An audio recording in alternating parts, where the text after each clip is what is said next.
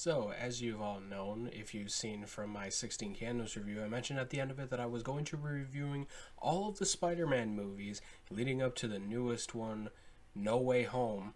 That's the new Marvel Cinematic Universe Spider-Man movie with Tom Holland. But today we're going to kick it off with the grassroots of everything. We're going to kick it off with the OG Spider-Man. We're going to kick it off with probably top 5 superhero movie of all time. Yeah.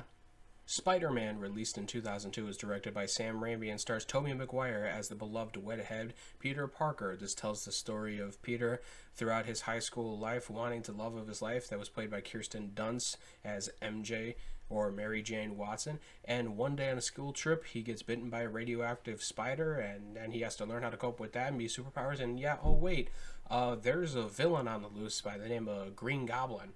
And he just happens to be his best friend's father. So, that's a thing. Now, one of the things I want to get out of there right now is this is obviously going to contain spoilers for the entire movie. Most of these reviews for these Spider-Man movies are going to contain spoilers only because they've been out for a long time. I mean, the last Spider-Man movie that we had was Far From Home, and that came out before the whole world shut down. So, that came out like a couple months after Endgame. So, if you haven't seen any of these movies, my recommendation is watch the Sam Raimi trilogy, yes, even the third one, and watch the first Andrew Garfield movie. You can skip the second one, we'll get to that one eventually. But generally speaking, if you want to watch these reviews and you haven't seen them, it's a spoiler warning for you, so continue at your own will. As we mentioned before, Peter Parker, played by Tobey Maguire, gets bitten by a radioactive spider. He lives at home with his Aunt May and Uncle Ben. So this is the best interpretation that you could probably get out of Uncle Ben and Aunt May. They really nail the characters with the writing, and they really understand what they're meant for to Peter specifically. I thought the actors that are used in this and then later on in the film and the franchise, it's used great. I love these characters. I love the way that they're shown. I don't know if there's a better way to do it, but I mean, I'm open to the interpretation, obviously. But this is definitely one of the best aspects of this movie, is that most Spider-Man movies probably won't be able to get as right as this. The movie does a great way of showing Tobey Maguire as Peter Parker, right? The opening scene alone shows really what this character is and how to portray him correctly. I don't think I've seen it any better than this, to be honest. Like, Andrew Garfield has his problems, and then Tom Holland has his problems with his interpretation. But if we're going off of just Peter Parker alone, I think this is the best interpretation of him. He's shown to be a geek, and, he's chasing after a bus, and the narration is goofy at, to put it nicely. I think it's kind of cringe sometimes when he's like, "Who am I? You sure you want to know?" And it's like, it's a little weird, but most of this movie is campy. Most of this movie is dated in some sense, but it's still very, very good. So obviously we get to see Peter Parker and what he is treated as in his day-to-day life, and then we transfer over into them going on this field trip, and then we see Harry, how he has a relationship with his father, Norman Osborn.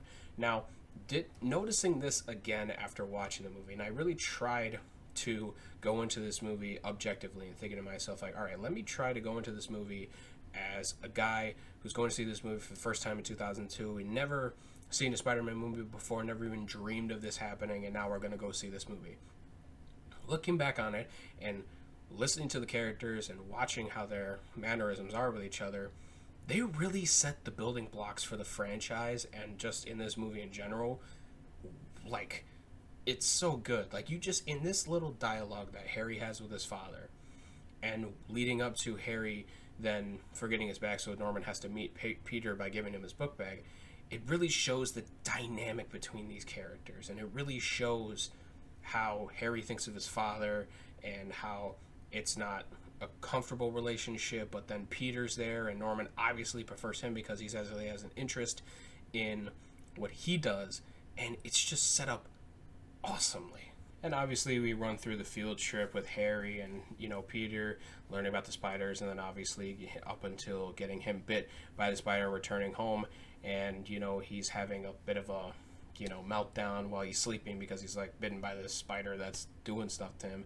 But the one thing that I love about this movie the most, that rewatching this, is the amount of lines that you could pick out and remember on a dime. Like, there's so many things in this movie that I remember almost word for word. Like when Harry sticks up for Peter after he gets bumped by the guy taking a photo, and he's like, leave him alone. And he goes, or what? Or his father will fire your father. And he's like, what is daddy gonna do? Sue me? It's so great. It's just, this movie affects a lot of people on a personal level because it is a superhero movie and it's done so well. The character of Spider-Man, Peter Parker, means so much to a lot of people. I mean, hell, you could look behind my background right now. I have a Spider-Man poster, obviously not of the same film, but you get my point, is that like Spider-Man affects a lot of people in a lot of certain ways, and a lot of people have different ways of, you know, expressing that, whether through movie quotes or memorabilia or stuff like that. It affects a lot of people in great ways. So obviously we see the origins of Peter Parker going to his day-to-day life and how he becomes Spider-Man by getting his powers at first. We then transfer over into Norman Osborn in the lab, talking about his projects that would later make him into the Green Goblin. And that's a great thing about this movie that I don't see a lot of movies do anymore. We don't see a lot of origin movies like this anymore, or at least not done as well as they should be. The pacing of this movie and the balance of this movie.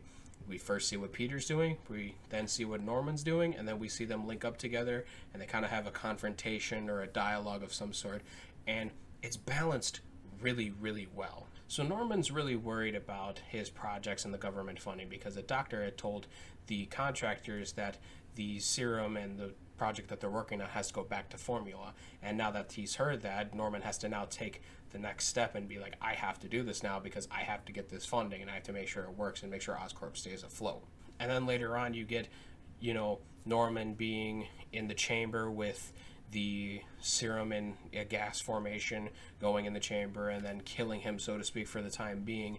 And it's such a great scene of Norman just being like, you know, we need to do this, and, you know, in 2 weeks, you know, the other thing, you know, the other company will have taken over and Oscorp will be dead, so we have to do this, and I will do this because my company depends on it. And it's such a great scene because, like, when he's presumed to be dead and then he comes back to life and starts choking the, you know, laboratory guy, he throws him through the window and he crashes him through, you know, a bunch of shelves, and he kills him, you know, off screen. And it's a great way to set up this character. So then we get to see Peter Parker a day later after he gets bitten by a spider. And it's a great way to show Peter affected by the radioactive bite.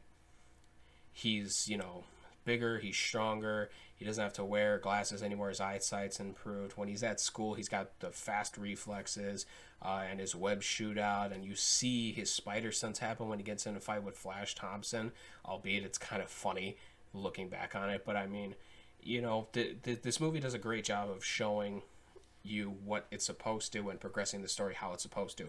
Here's Peter, here's Norman, here's how they get their powers, here's how they use their powers, or here's how they cultivate their powers, so to speak. Later on then we get Kirsten Dunst and then Tobey Maguire having their acting moment where they're, you know, of their many in the movie, obviously, where him and, you know, Kirsten as Mary Jane and Peter are talking to each other, because you could definitely tell that there's some connection there, but like one is not ready for the other kind of thing. And that's the great thing about the cast too. The cast has such a phenomenal chemistry. This is by far the best movie that I've ever seen James Franco in. This is the best movie I've seen Tobey Maguire in. This is probably the only movie I've seen Kirsten Dunst in, and I got you, it's better than probably the rest that she's done. Overall, the cast is great, and also Willem Dafoe as the Green Goblin is great.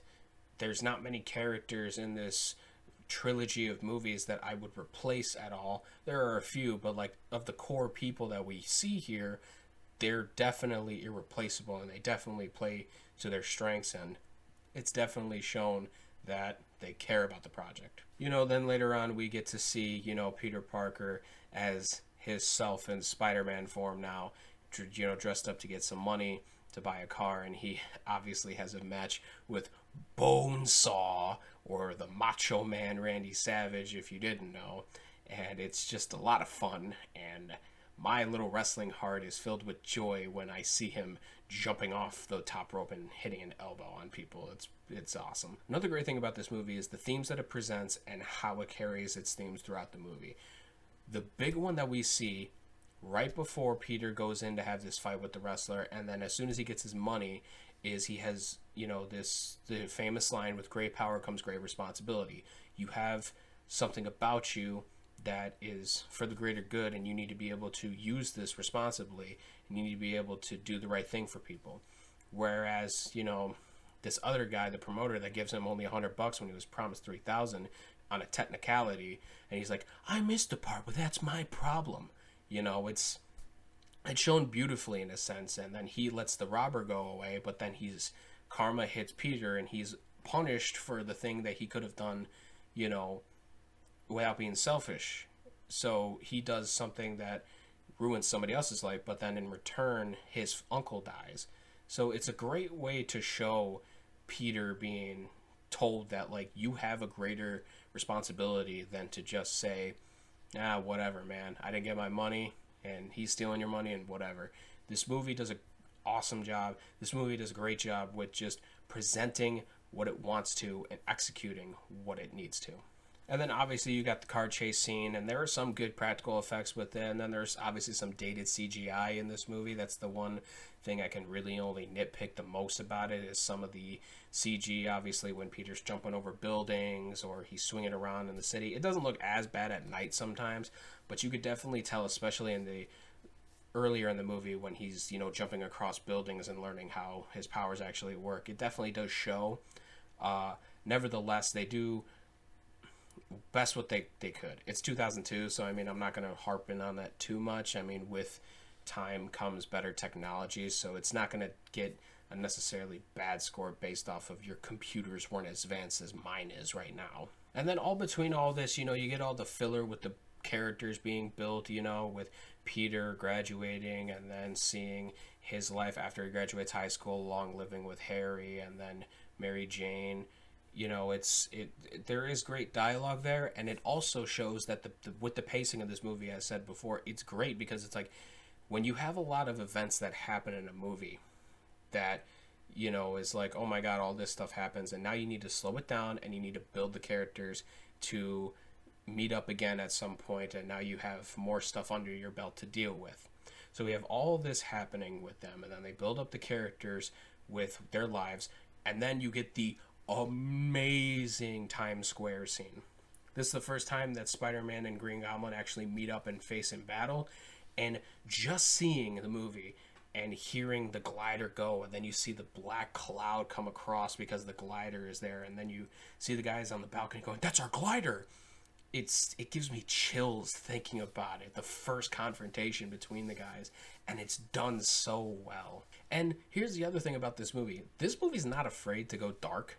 In the Times Square scene, Green Goblin throws a bomb at the investors of Oscorp and vaporizes them because they're selling his company.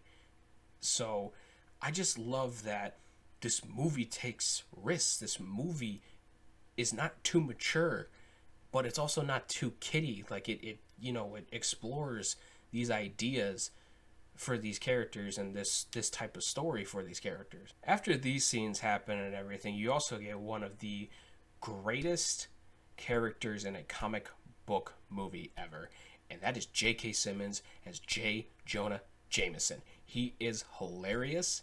I love everything he says, all the one-liners and all the other stuff that he does in his office that is demeaning to people.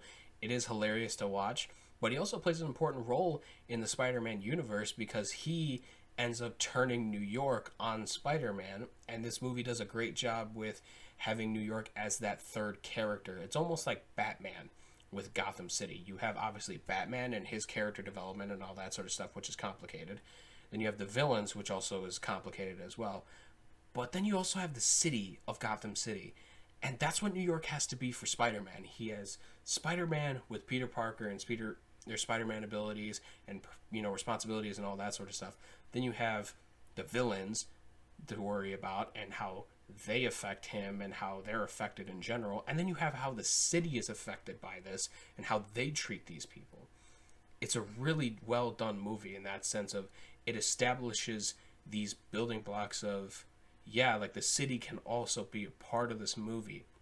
The city can also be some sort of surrogate in a way, you know? And the great thing too about this New York character is it actually shows later on that their opinions have changed of, Spider-Man, because later on we find out that Norman knows that Peter is Spider-Man. So then he ends up kidnapping Mary Jane, and he takes this cart full of children and holds them over a bridge, and he has to make Peter choose who to save.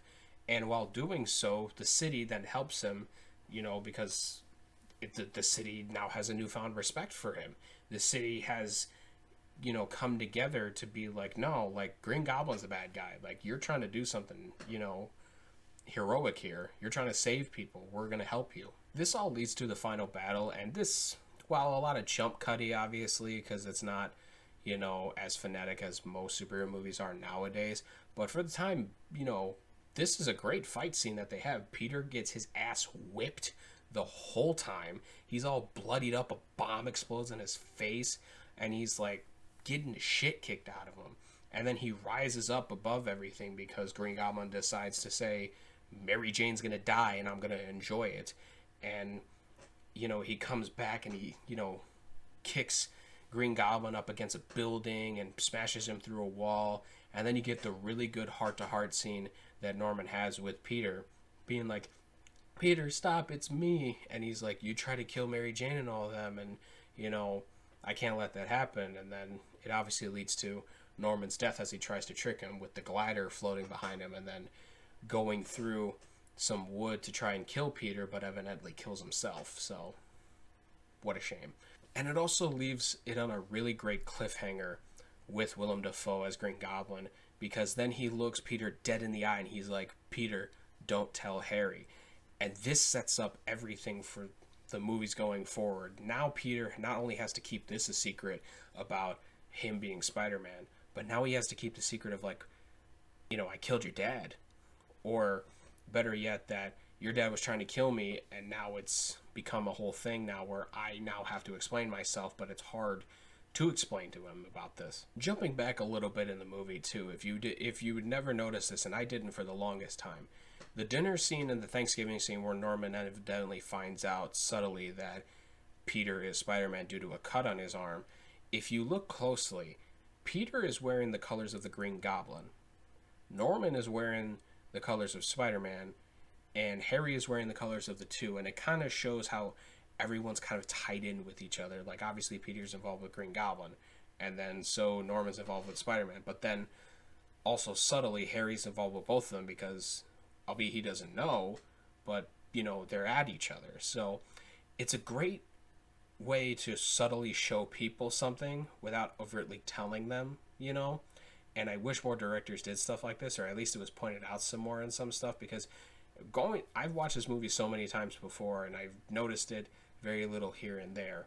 But when told to me, and you're looking back on it, you're like, oh, wow, that is actually there, and that's a very nice touch to the movie. So obviously at the end of the movie, we get, the funeral of Norman Osborn, and then, Harry's like, Spider-Man will pay for this day, and then Mary Jane realizes that she wanted Peter all this time, and then Peter has to turn her down because she doesn't know that he's Spider-Man, but he can't let his life as being Spider-Man get in the way of her safety.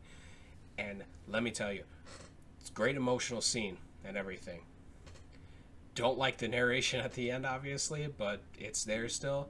But then it cuts into, and I'm getting chills thinking about this right now up and down my arms and my spine, the great final scene of Peter just swinging through the city with the amazing theme that plays over it, and he's swinging around, and then the final shot of him is on the American flag, and then he whips at the screen and he comes right towards you, and the next thing that you hear, which is my favorite part about it, is you hear Nickelback, and I could not have asked for a better ending. In short, this is the standard for a superhero movie. This is the baseline of your movie that it should be, right? Good or bad. Like, it shows your villains, it balances everything perfectly, albeit the CG's not as good as it could be, and it may be a little more campy than it needs to be, but hey man, the characters are developed, the story progresses at a great rate, it's a great story in general that they show, and it honestly sold Spider-Man as this huge property to these studios. That's why they've made so many before. And you can have arguments as to who's the better Spider-Man and who's not, under certain circumstances or not. But you can't deny that this is definitely one of the best films for Spider-Man and arguably one of the best superhero movies ever made. With that all being said, for the first time on this channel, albeit it's short-lived, and I know this for a fact, and trust me, I don't know how long this will last until the next one is, but Spider-Man is a well-deserved 5 stars. Thank you so much for watching. Look out for more reviews on the next coming Spider-Man movies leading up to the new one and all other new releases, and I'll talk to y'all next time.